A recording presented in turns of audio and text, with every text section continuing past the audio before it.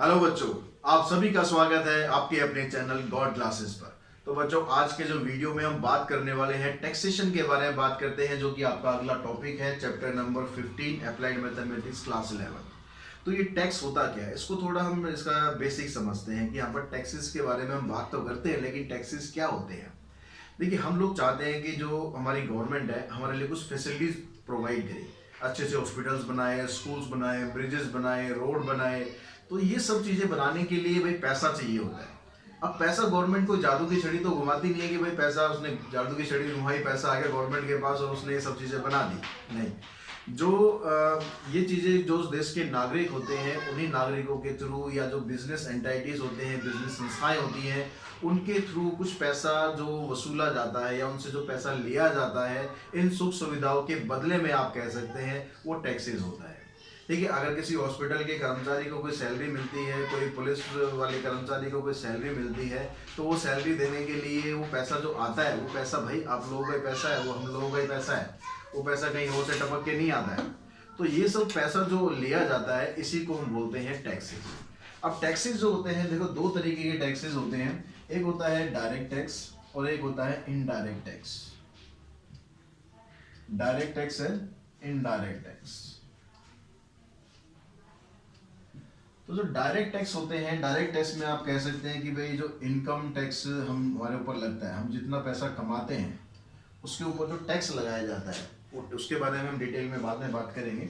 Income tax हो गया, या फिर प्रॉपर्टी टैक्स हो गया, भाई जो आपकी प्रॉपर्टी है उस पर भी टैक्स लिया जाता है। गिफ्ट टैक्स हो गई, कोई गिफ्ट आपको मिलता है, कोई महंगा गिफ्ट मिलता है तो उसके ऊपर भी टैक्स लगाया जाता है। आपको पता है ये बात, आप गिफ्ट एक दूसरे को देते लेते हो, लेकिन जो महंगे महंगे गिफ्ट होते हैं उनके ऊपर भी टैक्सेस लगाए जाते हैं। तो इस तरह के जो टैक्स होते हैं वो डायरेक्ट टैक्स होते हैं। अगर हम इनडायरेक्ट टैक्स की बात करें तो इनडायरेक्ट टैक्स में आप कह सकते हो कि जो एक्साइज ड्यूटी होती है, कस्टम ड्यूटी होती है, एक्साइज ड्यूटी हो गई, कस्टम ड्यूटी हो गई, सेल्स टैक्स हो गए, ठीक है, सेल्स टैक्स हो गया।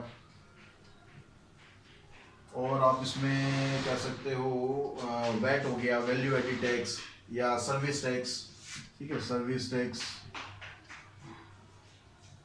या फिर वैल्यू एडिड टैक्स। इस तरह के जो टैक्सेस होते हैं इनको हम बोलते हैं इनडायरेक्ट। मतलब हम इसको पे तो करते हैं, लेकिन भाई इनडायरेक्ट वे में करते हैं, हमें पता भी नहीं चल पाता कई बार, और हम ये पे हमें करने पड़ते हैं। लेकिन ये टैक्सेस होते हैं कि आपको जानते समझते हुए भी ये टैक्स आपको खुद से पे करने पड़ते हैं, इसलिए इनको हम बोलते हैं डायरेक्ट टैक्स। अब ये जो इतने सारे टैक्स होते हैं, तो इतने सारे टैक्सों का झंझट खत्म करने के लिए गवर्नमेंट ने क्या किया, 2017 में उसने एक नया टैक्स बनाया। उस नया टैक्स का नाम दिया गया जीएसटी। उस जीएसटी के अंदर ही जितने भी टैक्सेस थे ये सारे टैक्स खत्म कर दिए। ये सारे टैक्स खत्म करने के बाद एक टैक्स आ गया जिसको हम बोलते हैं जीएसटी, यानी गुड्स एंड सर्विसेज टैक्सेस। तो ये सब क्यों किया गया, ये जीएसटी क्यों लगाया गया, ताकि जो बिजनेस करना थोड़ा आसान हो जाए। अब इतने सारे टैक्सेस होते हैं तो कई बार बहुत झमेला पड़ता है इन सारे टैक्सेस को पे करने में। तो उसकी जगह गवर्नमेंट ने क्या किया कि भाई ये सारे टैक्स हटा देते हैं, इस टैक्स की जगह एक टैक्स ले आते हैं जिसके अंदर ये सारी चीजें इंक्लूड होंगी। ठीक है, तो उसको नाम दिया गया गुड्स एंड सर्विसेज टैक्सेस। तो इसका मतलब क्या हुआ कि जो गुड्स एंड सर्विसेज टैक्सेस है वो क्या होता है, एक इनडायरेक्ट टैक्स होता है। अब ये इसके अंदर जो जीएसटी के अंदर जो जो चीजें आती हैं, हम डिटेल में जो इस चैप्टर में बात करने वाले हैं, मेनली जीएसटी और इनकम टैक्स के बारे में बात करेंगे, ये इनडायरेक्ट टैक्स और डायरेक्ट टैक्स। ठीक है, तो पहले हम जीएसटी के बारे में बात करेंगे। जीएसटी से रिलेटेड कुछ टर्म्स होती हैं, उस टर्म्स को आप समझ लें, उसके बाद फिर हम आगे बढ़ते हैं कि किस किस उस पे किस किस फैसिलिटीज पर या किस किस सर्विसेज पे किस जो डीएसटी होता है वो अलग अलग होता है। तो वो हम डिटेल में अभी बात करते हैं कि भाई किस सर्विस पे क्या क्या टैक्स लगाया जाता है। तो जीएसटी से रिलेटेड कुछ इंपॉर्टेंट टर्म्स हैं, जैसे सबसे पहले हम बात करते हैं डीलर। वर्ड बार बार आएगा तो आपको पता होना चाहिए। डीलर क्या होता है, any person who buys goods and services for resale, यानी कोई भी ऐसा पर्सन जो कि रीसेल करने के लिए कोई सर्विसेज या कुछ सामान खरीदता है उसको हम बोलते हैं डीलर। डीलर जो एक आदमी भी हो सकता है, एक फर्म भी हो सकती है और एक कंपनी भी हो सकती है। उसके बाद आती है intra state sales. Intra state sales का मतलब है within the same states. मान लो मैं कोई डीलर हूँ, मैं दिल्ली के अंदर किसी से कोई सामान खरीदता हूँ और मैं उसी सामान को दिल्ली के अंदर ही बेच देता हूँ, तो इसको हम बोलते हैं इंट्रा स्टेट सेल्स, जो कि सेम स्टेट के अंदर या सेम यूनियन टेरिटरी के अंदर जो सेल होती है। Inter state sales, inter state sale मतलब आउटसाइड द स्टेट, यानी अपनी स्टेट के बाहर सेल करना। मान लो मैं दिल्ली का कोई डीलर हूँ, मैंने मान लो पंजाब से कोई सामान खरीदा और मैं दिल्ली में बेच रहा हूँ, या मैंने दिल्ली से कोई सामान खरीदा और मैं पंजाब में जाके बेच रहा हूँ, यानी आउटसाइड द स्टेट, तो उसको हम बोलते हैं inter state sales. Input GST and output GST. अभी इनपुट जीएसटी क्या होता है कि मान लो मैं कोई डीलर हूँ, मैं जब कोई सामान खरीदता हूँ तो वहां पर भी मैं एक जीएसटी पे करता हूँ, उसको हम बोलते हैं input GST. GST paid by dealer is called input GST. फिर उस सामान को जब हम खरीद लेते हैं तो खरीदते हम किस लिए भाई, आगे बेचने के लिए। जब हम सामान को आगे बेचते हैं तो वहां से भी हम एक जीएसटी कलेक्ट करते हैं जो कि कस्टमर देता है, तो उस जीएसटी को बोला जाता है आउटपुट जीएसटी। ठीक है, मैं अगर डीलर हूं तो मैंने जो सामान खरीदा उसमें मैंने जीएसटी दी, वो होगी इनपुट जीएसटी। जब वो सामान मैंने बेचा यानी कस्टमर ने जो पैसा दिया उससे जो जीएसटी मिलेगी वो हो जाएगी आपकी आउटपुट जीएसटी। अब टाइप ऑफ टैक्सेस क्या कौन कौन से होते हैं, ये जीएसटी के कौन कौन सी जीएसटी होती है। एक होता है सीजीएसटी यानी central goods and services taxes, एक होता है एसजीएसटी यानी state goods and services taxes, UTGST मतलब union territory goods and services taxes, IGST यानी integrated goods and services taxes. अब इसके अंदर क्या होता है, ये जो तीन जीएसटी हैं, सीजीएसटी, एसजीएसटी और यूटीजीएसटी, ये कहाँ पर होती हैं, जब इंट्रा स्टेट सेल होती है ना, ये वहां पर लगती है। कहाँ पर, इंट्रा स्टेट सेल्स पर। अब यहां से जो जीएसटी कलेक्ट होती है वो सेंट्रल गवर्नमेंट और स्टेट गवर्नमेंट दोनों में इक्वली डिवाइड हो जाती है। ठीक है, किस किस में, स्टेट गवर्नमेंट और सेंट्रल गवर्नमेंट, इन दोनों को ये जीएसटी जाती है जब भी इंट्रा स्टेट सेल होती है। तो जितना भी उसमें जीएसटी लगना है, 12% लगना है या 10% लगना है, जो भी जीएसटी लगना है, इक्वली दोनों में डिवाइड हो जाता है। लेकिन जब हम आईजीएसटी की बात करते हैं, आईजीएसटी कहां पर लगती है, जब इंटर स्टेट सेल होती है।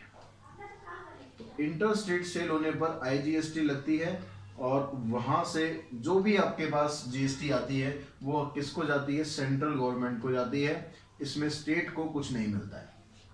क्लियर हुई बात कि कौन सी जीएसटी कहां पर जाती है, किसको मिलती है और कब मिलती है। आगे चलते हैं, तो जीएसटी का रेट स्ट्रक्चर और देख लेते हैं कि किस तरह की सर्विसेज पर क्या जीएसटी लगती है। तो अगर हम बात करें essential item including packed food और अनपैक्ड फूड, उस पर जो कोई भी जीएसटी नहीं लगती है, यानी 0% है। अगर आप कॉमन यूज आइटम लेते हैं तो उस पर 5% जीएसटी होती है। अगर आप स्टैंडर्ड रेट आइटम लेते हैं तो उस पर 12% जीएसटी है। And maximum goods and all services standard rate 18% GST. And luxury and sin मतलब टोबैको के आइटम, जो तंबाकू के जो आइटम होते हैं, उस पर 28% जीएसटी होती है। अब यहाँ पर देखो, जीएसटी जो गवर्नमेंट ने स्टार्ट करी उसके फायदे क्या हैं, क्या उसका उद्देश्य था। ये तो जीएसटी से क्या हुआ, ease of doing business, business करना थोड़ा आसान हो गया। इसमें जो सेंट्रल गवर्नमेंट और स्टेट गवर्नमेंट होती है, जब भी इंट्रा स्टेट सेल होती है, दोनों को इक्वली मिल जाता है, दोनों खुश रहते हैं भाई। ठीक, तो बिजनेस करना जो है वो आसान हो जाता है बिजनेसमैन के लिए भी। रिड्यूस टैक्स इवेशन, अब यहाँ पर जो टैक्स इवेशन है वो भी रिड्यूस हो जाता है, क्योंकि सब कुछ इलेक्ट्रॉनिक सिस्टम हो जाता है कि बंदा कोई भी अपना इलेक्ट्रॉनिकली अपना जीएसटी जो है, जीएसटी नंबर ले सकता है और जीएसटी अपनी पे भी कर सकता है।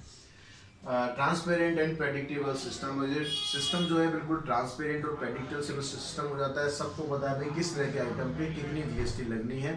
तो यहाँ पर कोई किसी तरह की कॉन्स्पिरेशन नहीं होती, कोई किसी तरह का वाद विवाद नहीं होता कि भाई इतनी जीएसटी क्यों लग रही है, इतना टैक्स क्यों लग रहा है, तो सारे टैक्स खत्म करके एक जीएसटी बना दी गई है। तो बच्चों भी सारा इसका बेसिक्स हम आई थिंक समझ चुके हैं कि क्या क्या होता है टैक्सेशन, कैसे कैसे हम जीएसटी लगाने वाले हैं। अब इसको प्रैक्टिकली हम करके देख लेते हैं इस क्वेश्चन के थ्रू कि किस तरह से आपको जीएसटी का क्वेश्चन सॉल्व करना है। सेकंड में कहता है shopkeeper buys a camera at a discount of 20% from a wholesaler. एक शॉपकीपर ने एक होलसेलर से 20% के डिस्काउंट पर कैमरा खरीदा। The printed price of the camera being ₹1600। अब जो उसका प्रिंटेड प्राइस है कैमरे का वो है 1600।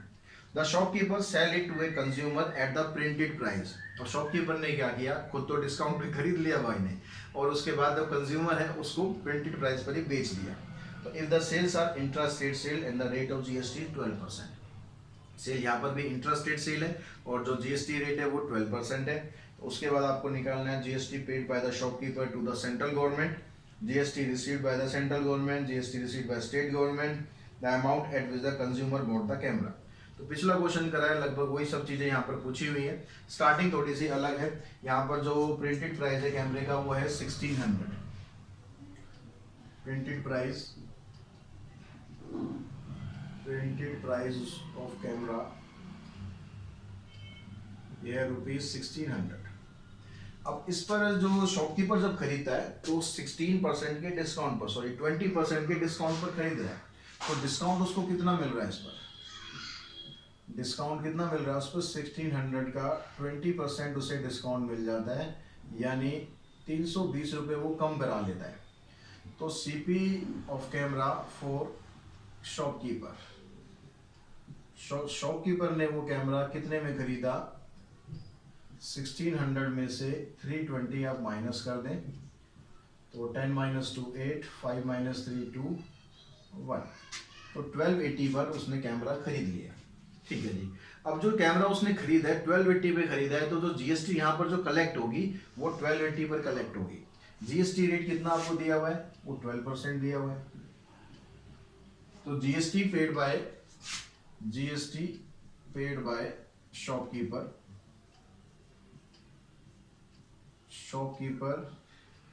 और कलेक्टेड बाय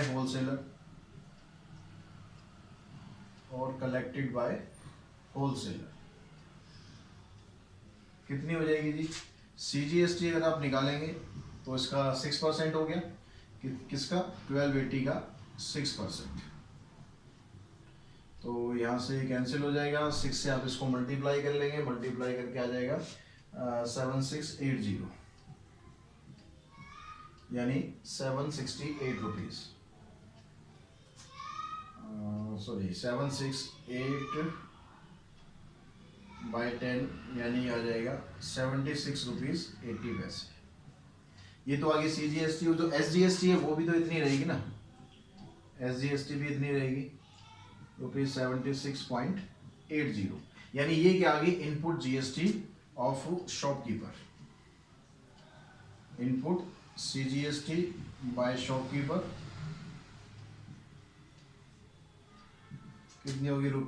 ₹76.80, और इनपुट एसजीएसटी बाय शॉपकीपर ये आ गई ₹76.80।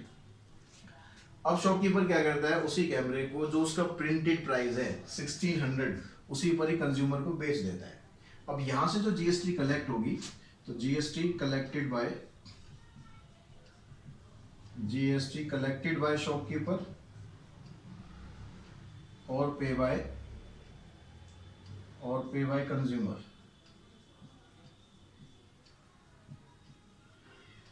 कितनी होगी? अब क्योंकि 1600 पर वो बेच रहा है तो सीजीएसटी निकालेंगे किसका? 1600 का 6%, तो ये हो गया ₹96, और जो एसजीएसटी है वो भी क्या जाएगी? ₹96। तो ये क्या आ जाएगी? ये होगी आउटपुट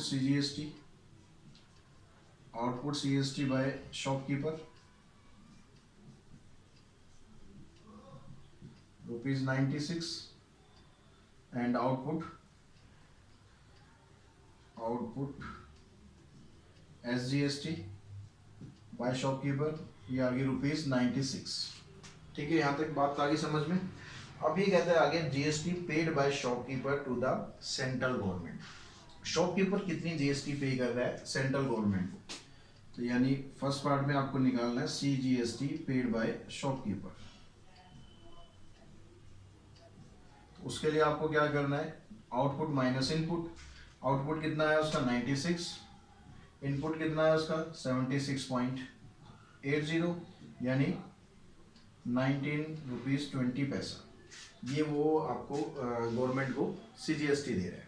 सेकंड पार्ट में क्या कर रहा है? GST received by the central government. GST received by central government कितना हो जाएगा? GST received by central government. और जो मैन्युफैक्चरर है उसने जो जीएसटी पे करी है वो कितनी आ जाएगी? जीएसटी पेड बाय शॉपकीपर और कलेक्टेड बाय होलसेलर, ये कितनी है? 76.80 प्लस में। और जो उसकी जो शॉपकीपर ने पे करी है, शॉपकीपर ने कितनी पे करी है? 19.20, उसका आउटपुट माइनस इनपुट, ठीक है। तो 19.20 यानी आ जाएगी रुपीज, कितना हो जाएगा? 96। अब GST received by state government, तो भाई उसका भी सेम ही आ जाएगा, रुपीज 96। ये दोनों का बराबर बराबर मामला चल रहा है। अब उसके बाद कहता है फोर्थ पार्ट में, the amount at which the consumer bought the camera, amount of camera for consumer, amount of camera for consumer. तो कंज्यूमर ने 1600 उसका लिस्ट प्राइस तो दिया ही दिया, प्लस में जीएसटी भी दी। कितनी जीएसटी दी कंज्यूमर ने? 96। तो 96 और आप इसमें ऐड कर दो 1696, तो इतना कंज्यूमर ने पे किया। नहीं सॉरी, 96 प्लस 96, क्योंकि वो सीजीएसटी भी देगा और जीएसटी भी, एसजीएसटी भी देगा। तो 96 प्लस में 96, तो कितना हो जाएगा? 6 6 12, 9 9 18, 18 और 1 19, 1792। तो क्वेश्चन नंबर थर्ड में देखते कहते हैं manufacturer sell a washing machine to a wholesaler for rupees 15,000। एक मैन्युफैक्चरर एक होलसेलर को 15,000 में वॉशिंग मशीन बेच रहा है। The wholesaler sells it to a trader at a profit of rupees 1200। अब होलसेलर क्या करता है, उस मशीन को एक ट्रेडर को या डीलर को 1200 रुपए के प्रॉफिट में बेच देता है। And trader sell it to a consumer at a profit of rupees 1800। अब ट्रेडर क्या करता है, अपने पास थोड़ा रखेगा भाई, आगे वो भी बेचेगा, वो कंज्यूमर को बेच देता है कितने में? 1800 के प्रॉफिट में। If all the sales are intrastate and the rate of GST is 12%। Intrastate sale है यानी स्टेट टू स्टेट ही है, मतलब स्टेट के अंदर ही है, स्टेट टू स्टेट नहीं है। Find the amount of tax under GST received by the state government from the wholesaler, the amount of tax and the GST received by central government from the trader, the amount that the consumer pays the machine। तो जब ये सारी चीज़ें हमारे पास हैं, तो सबसे पहले क्या है कि मैन्युफैक्चरर ने वॉशिंग मशीन की जो कॉस्ट थी 15,000 की, वो उसने बेच दी किसको? होलसेलर को। तो प्राइस ऑफ मशीन कितना है आपके पास स्टार्टिंग में? प्राइस ऑफ मशीन रुपीज 15,000, ठीक है। रेट ऑफ जीएसटी जो है वो 12% है। अब यहां से जो जीएसटी कलेक्ट होगी, मैन्युफैक्चरर ने कलेक्ट करी या फिर होलसेलर ने पे करी, तो जीएसटी कलेक्टेड बाय मैन्युफैक्चरर और पेड बाय होलसेलर, ये कितनी आ गई? सीजीएसटी निकालते हैं, तो सीजीएसटी कितनी हो जाएगी? 15,000 की 6% होगी। इसको आप निकालेंगे 15 6 90, 900 रुपये आ गई आपके पास इसकी सीजीएसटी। जो एसजीएसटी है वो भी सेम ही आनी है जी, वो कितनी आ गई? वो भी रुपीज 900 आ गई, ठीक है। यानी ये क्या होगी? आउटपुट इनपुट जीएसटी होगी इसकी होलसेलर की, input CGST by wholesaler rupees 900 और input SGST by wholesaler also 900। अब होलसेलर क्या कर रहा है? कितना प्रॉफिट ले रहा है? ट्रेडर को बेच रहा है 1200 के प्रॉफिट के साथ। अब price of machine for trader, trader के लिए मशीन कितने की पड़ रही है? 15,000 की मशीन वो पहले से थी, 1200 रुपये का प्रॉफिट और कमाया गया, तो वो मशीन अब गई 16,200 की। अब इस 16,200 पे जीएसटी लगनी है 12%, ठीक है। फिर वैसे ही आप निकालेंगे सीजीएसटी। अब ये जो जीएसटी होगी ये क्या होगी? जीएसटी कलेक्टेड बाय ट्रेडर और paid by collected by wholesaler क्योंकि होलसेलर अब बेच रहा है, और पेड बाय ट्रेडर। तो ये कितनी होगी, यहाँ से CGST निकालते हैं हम। CGST कितनी, 16,200 पर 6%। 6 2 12, 6 is 36 और 137, 6 और 3 9, ₹972। SGST है, वो भी इतनी आ जाएगी, ₹972। अब ये क्या हो गई, ये GST किसने कलेक्ट करी, होलसेलर ने। तो होलसेलर की जो GST होगी ये आ गई कितनी, आउटपुट GST बाय होलसेलर, या फिर आप ये भी कह सकते हो कि इनपुट CGST बाय ट्रेडर। कितनी होगी, ₹972। जो होलसेलर है उसने इतनी GST कलेक्ट करी, और जो ट्रेडर है इतनी GST उसने दी। ठीक है, यहाँ तक बात आ गई समझ में। ऐसे आउटपुट SGST निकल जाएगा by wholesaler, input SGST by trader, same ही रहेगी क्योंकि रेट दोनों का सेम है। तो अब यहाँ से हम देखते हैं जो कंज्यूमर है उसको कितने की वो पड़ेगी, price of machine for consumer. अब कंज्यूमर ने, जो ट्रेडर ने कितने की मशीन ली थी, 16,200 की मशीन ली, और उसने क्या किया, यहाँ पर 1800 रुपये का प्रॉफिट खुद और कमा लिया। यानी वो मशीन अब कितने की बेच रहा है, तो 8 और 2 10, 6 7 और 1 8। अब 18,000 रुपये की मशीन वो बेच रहा है कंज्यूमर को। अब यहाँ से जो GST कलेक्ट होगा वो कौन कलेक्ट कर रहा है, ट्रेडर कलेक्ट कर रहा है। ठीक है, और कंज्यूमर पे कर रहा है। तो GST collected by trader और paid by consumer।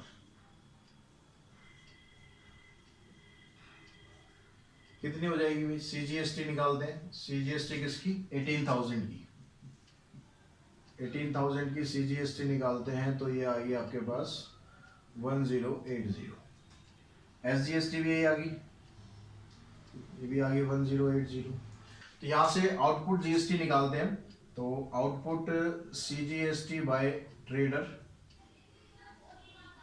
ये आ गई ₹1080, और आउटपुट आउट लिख दिया यहाँ खाली, आउटपुट SGST बाय ट्रेडर ₹1080। अब यहाँ पर जो फर्स्ट पार्ट है उसमें पूछता है the amount of tax under GST received by the state government from wholesaler. तो स्टेट गवर्नमेंट को कितनी मिल रही है, SGST फ्रॉम होलसेलर। तो होलसेलर की जितनी आउटपुट SGST थी, आउटपुट SGST में से इनपुट SGST माइनस कर दो। तो आउटपुट SGST कितनी आई थी होलसेलर की, देखो आउटपुट SGST होलसेलर कितनी आ गई हमारे पास, 972। ठीक है, 972 में से इनपुट जो GST थी उसकी वो थी 900 को माइनस कर दो, तो ये आ गया ₹72। सेकंड पार्ट में पूछता है the amount of the tax under GST received by the central government. Central government मानिए CGST निकालनी है, CGST फ्रॉम ट्रेडर। तो यहां से आप आउटपुट CGST निकाल दो ट्रेडर की, माइनस इनपुट CGST ट्रेडर की। अब ट्रेडर की आउटपुट तो अभी हमने निकाली है, CGST कितनी है 1080, और इनपुट कितनी है इसकी, इनपुट CGST बाय ट्रेडर ₹972। ये माइनस कर दो, 10 - 2 8 0, और 10 - 1 यानी ₹108। ये आ गई। थर्ड पार्ट में कहते हैं the amount that a consumer pays for the machine. Amount of machine pay by consumer, paid by consumer. Consumer को जो उसने मशीन बेची थी वो कितने की थी, 18,000 की थी। लेकिन खाली 18,000 नहीं देना कंज्यूमर को SGST भी देनी है और भाई CGST भी देनी है। CGST कितनी है 1080, और SGST 1080, ये दोनों ही कंज्यूमर को देनी है इनमें। तो इन सबका टोटल करेंगे 0, 8, 8, 16 और यहाँ पर 1 आ गया, 8, 9, 10 और ये आ गया 20,160 रुपीज़। इतने की आपको ये मशीन पड़ने वाली है। तो क्वेश्चन नंबर 4 देखते हैं। 4 में कहता है dealer buy an article at a discount of 30% from the wholesaler. एक डीलर होलसेलर से 30% के डिस्काउंट पर कोई सामान खरीदता है। द मार्क प्राइस बीइंग ₹6,000, उसका जो मार्क प्राइस है जो उस पर लिखा हुआ है वो 6,000 लिखा हुआ है। The dealer sell it to a consumer at a discount of 10% on the mark price. अब डीलर क्या करता है, कंज्यूमर को जो उस पर लिखा हुआ है उसके 10% डिस्काउंट दे देता है। If the sales are interest rate and the GST rate is 5%, अब जहाँ पर इंटरेस्ट रेट सेल है और जो GST रेट है वो 5% है। तो अब क्या करते हैं यहाँ पर क्वेश्चन नंबर 4 में जो प्राइस ऑफ आर्टिकल है वो कितना है, जो उस पर लिखा हुआ है प्राइस ऑफ आर्टिकल, ये लिखा हुआ है उस पर 6,000 का। अब यहाँ पर जो डीलर है वो कितने में ले लेता है इसको, 30% के डिस्काउंट पर ले लेता है। तो प्राइस फॉर डीलर कितना आ जाएगा, प्राइस फॉर डीलर 6,000 की तो मशीन थी, उसमें से आप माइनस कर देंगे इसका कितना डिस्काउंट वो ले रहा है, 30% का डिस्काउंट उसको मिल रहा है। तो 30% का डिस्काउंट यहाँ पर हम काट देते हैं तो कितना हो गया, 6,000 में से 1,800 माइनस कर देंगे तो कितना आ जाएगा ये 4,200। इतने की मशीन उसे वो मिल रही है, 4,200 रुपीज़। ठीक है। अब जो GST यहाँ पर कलेक्ट कर रहा है, कौन कलेक्ट करेगा भाई, कौन बेच रहा है यहाँ पर, होलसेलर। तो GST कलेक्ट बाय होलसेलर और पे बाय डीलर। अब कितनी GST लगेगी, CGST, क्योंकि इंट्रास्टेट सेल है, और SGST दोनों बराबर ही रहेंगी। अब यहाँ पर GST रेट आपको दे रखा 5%, 5% में से 2.5% स्टेट गवर्नमेंट को, 2.5% सेंट्रल गवर्नमेंट को। तो 4,200 का 2.5% निकालना है आपको। तो यहाँ से 2 0 से ये कैंसिल होगी, 25 2 जा 50, डेसिमल आ जाएगा यहाँ पर, 25 4 जा 100, 100 और 5 105, 105 रुपये की CGST आ गई और 105 रुपये की SGST हो गई।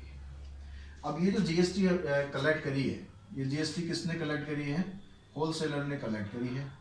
तो आउटपुट GST कितनी हो गई है, आउटपुट GST बाय होलसेलर, और ये कह सकते हो कि इनपुट GST बाय डीलर। अगर हम दोनों को अलग कर देते हैं CGST तो कितनी होगी, ₹105, और output SGST by wholesaler, input SGST by dealer, ये ₹105।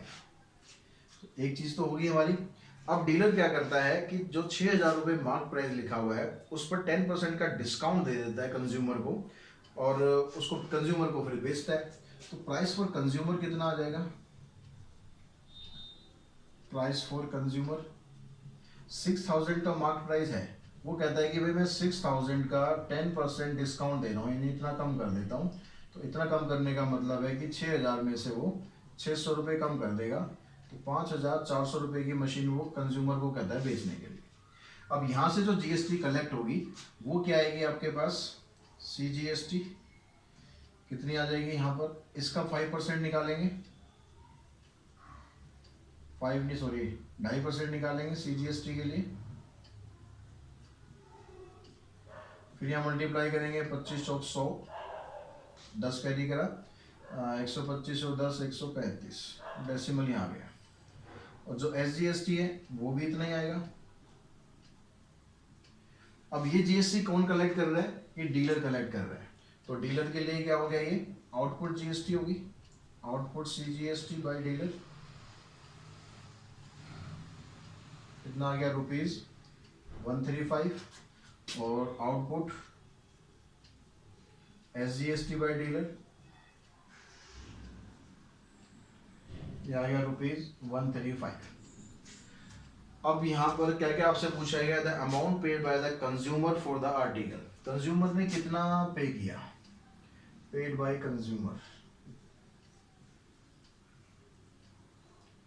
तो भाई कंज्यूमर को जो प्राइस थी वो पड़ी थी 5400 की, लेकिन उसने क्या करना है, उसने SGST भी देना है और CGST भी देना है, 135 ये और 135 ये भी कंज्यूमर को देना है। तो 5 5 10, 3 3 6 और 1 7, 4 और 2 6 और 5, यानी 5670 रुपये का कंज्यूमर को ये आर्टिकल पड़ने वाला है। अब उसके बाद कहता है the tax under GST paid by dealer to the state government. अब डीलर जो स्टेट गवर्नमेंट को दे रहा है, तो यानी स्टेट गवर्नमेंट को दे रहा है SGST हो गया, डीलर दे रहा है, तो जो डीलर की जो आउटपुट है, output GST minus input SGST। तो आउटपुट SGST इसकी कितनी है, जो डीलर ले रहा है वो है 135 रुपये, और इनपुट GST उसकी कितनी थी, और डीलर की इनपुट GST थी 105 रुपये। तो यानी 30 रुपये स्टेट गवर्नमेंट को डीलर दे रहा है एज ए GST। थर्ड में कहता है the amount of tax under GST received by the central government. अब जो सेंट्रल गवर्नमेंट है उसको कितना अमाउंट मिल रहा है, अब यहाँ पर डीलर वीलर नहीं बोल रहा, टोटल बोल रहा है। तो CGST, टोटल CGST कितना होगा।